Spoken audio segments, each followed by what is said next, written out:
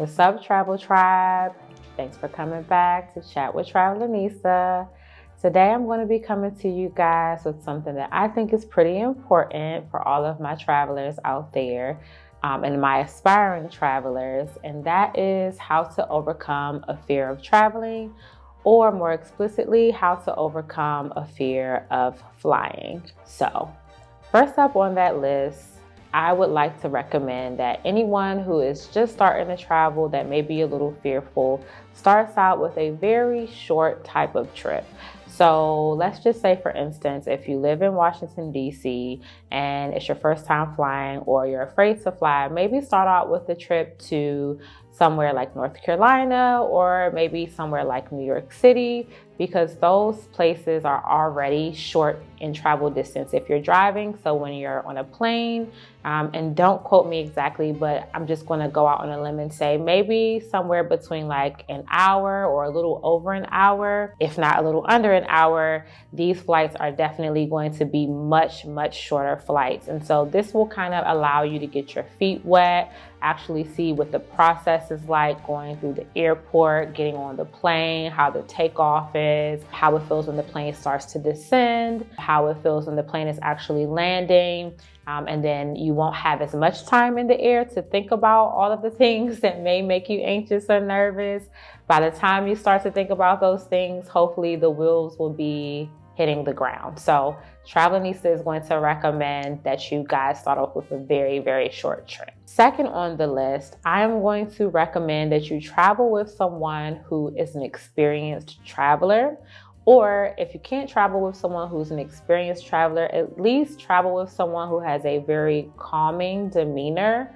And that way you have someone with you. If you're getting a little anxious, they can kind of stabilize that energy, right? They're not going to get all up in arms with you. They're going to be there to kind of soothe you or even have a conversation with you to distract you from that anxiety or that fear that may be kind of creeping in.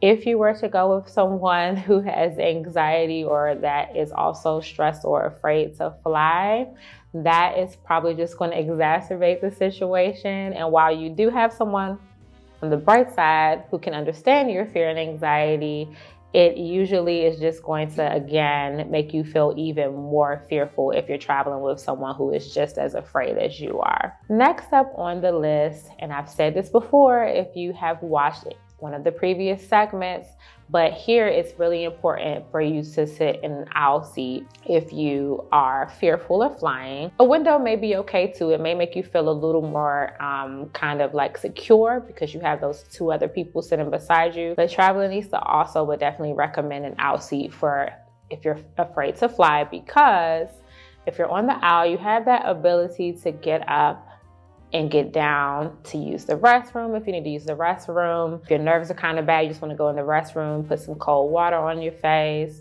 If you want to just simply get up to stretch and move around for those nerves to kind of have somewhere to be released, you definitely want to sit on the aisle seat for that, because if you're sitting in the middle or you're sitting inside, then of course you're going to have to kind of navigate, get going through those people, or feeling awkward if they're sleeping. You don't want to interrupt them.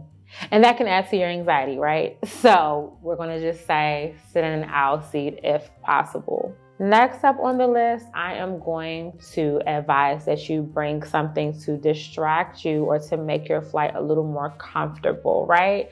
And that can be a book if you're an avid reader. That can be some kind of word search puzzle. That can also be some type of movie that you may want to download. If you watch certain shows, you can literally download these movies or shows prior to your flight, and then when the flight actually starts or is in motion, or even after you get situated and settled, you can pop your earbuds in, and then you can literally just pull your show up, watch a show, read your book, or do your crossword puzzle.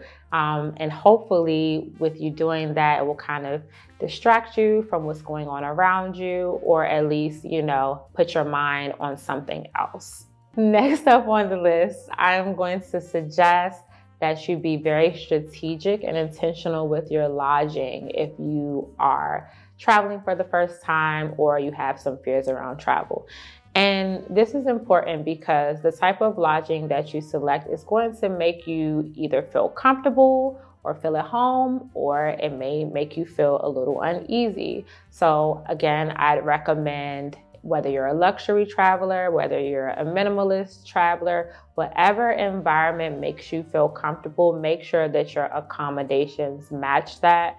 Because again, if you are starting to feel like you're not home or you're feeling uneasy and you don't like your accommodations, the first thing your mind is going to go to is, I'm ready to go home.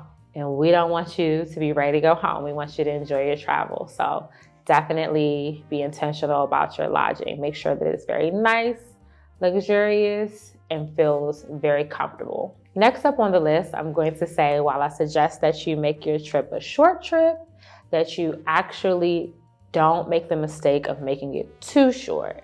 And I say this because if you literally are afraid to fly, or just, have some fears around traveling, if you are making this a quick turn and burn trip, you may start to feel anxiety around the fact that you really haven't had the chance to sit yourself down, get acclimated, and let your nervous system rest. If you're doing a very short trip or a very short turnaround, you're going to be very more so consumed with trying to, as soon as you get there, trying to make sure you keep all your stuff together, trying to look at the time, trying to make sure that you rush certain things in to your itinerary so that you'll get a chance to do it. And it's just going to be too much. So while I say make sure that your trip, or, you can plan a short trip if you're just testing things out for the first time, you don't want to make it too short to the point where you're going to feel overwhelmed, or that you really haven't had the time to catch your breath before it's time to get right back on that plane,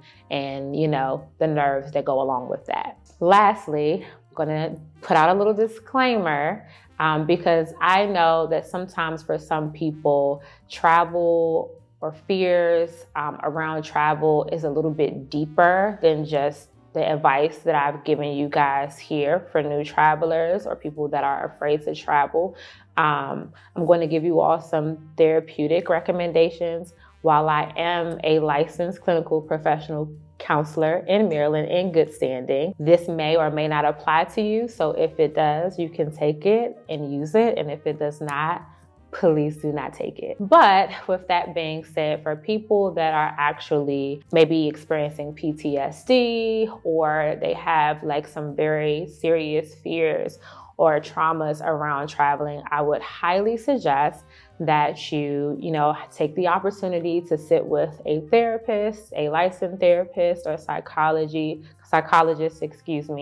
to really dig into what your fears are and just have that professional help. And then at that point, they offer different modalities that can help you, like EMDR, exposure therapy, meditation, deep breathing techniques, and all of these things can really, really, really be helpful to you in terms of getting you going, getting your wings, and all the things that you need to become a traveler. All right, guys, I hope that helped you. If you have any specific tools that you use in terms of making sure you're not anxious flying, please drop that down below. If you have any questions or concerns, please drop that down below. Thank you guys so much for coming back.